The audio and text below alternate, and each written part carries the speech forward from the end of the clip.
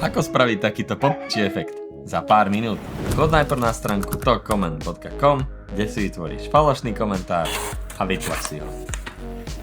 Ďalej si ho chyť takto nad sebou, napríklad na statív.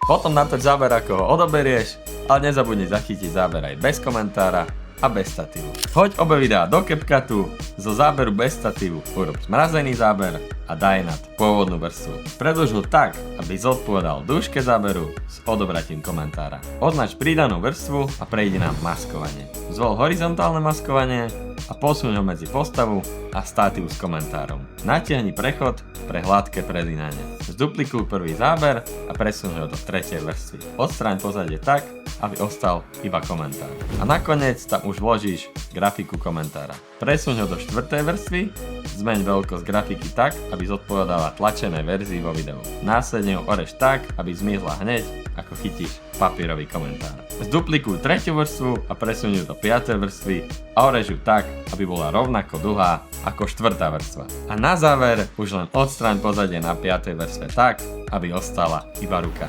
Tadadadá! A komentár je na svete, tak si toto video ulož, aby si ho mal vždy po ruke.